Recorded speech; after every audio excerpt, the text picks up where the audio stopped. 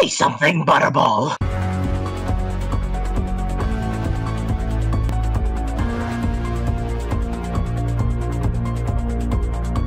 I am William Castle, the director of the motion picture you're about to see. I feel obligated to warn you that some of the sensations, some of the physical reactions which the actors on the screen will feel will also be experienced for the first time in motion picture history by certain members of this audience. Thank you very much, Mr. Castle.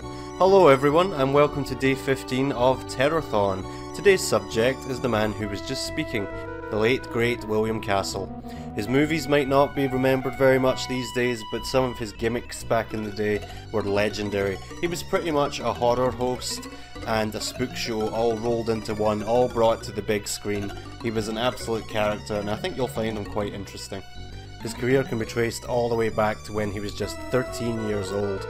He went to see the play of Dracula, which starred Bela Lugosi, who was the Dracula for the Universal movies, as I'm sure you remember. After watching performance after performance, he finally managed to meet Lugosi himself.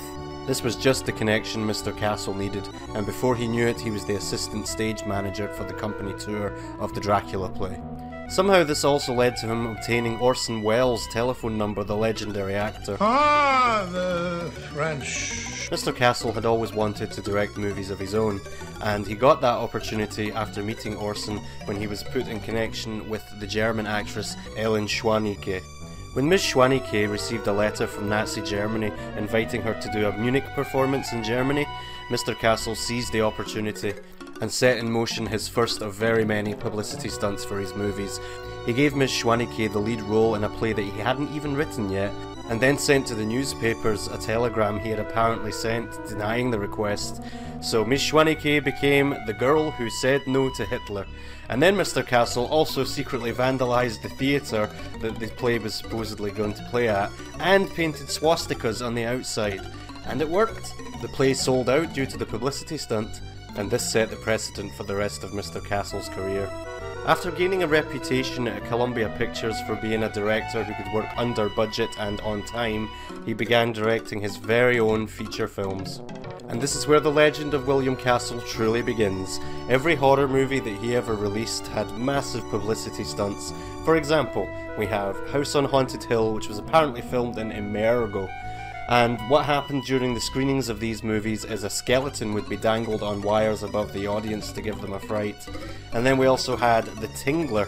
Vibrating motors were fitted to certain cinema seats, and during the movie's finale they would go off and give audiences the fright of their lives.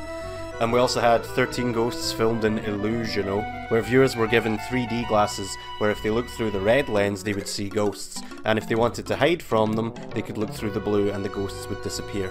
We had also Mr. Sardonicus, where audiences could hold up a polling card at the end of the movie to decide the villain's fate. And we also had Homicidal, where you could go to the coward's corner within the final minute or two of the movie to get a full refund if you were too much of a coward to sit through the ending.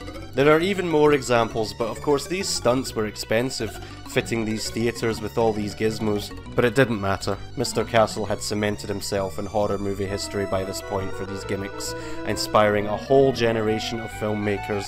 And then, after he passed away, he got a movie made about him called Matinee with Mant. It's actually quite an entertaining movie, I recommend it. And that is the history of one of the less talked about horror directors who does not get the attention he deserves. See you tomorrow.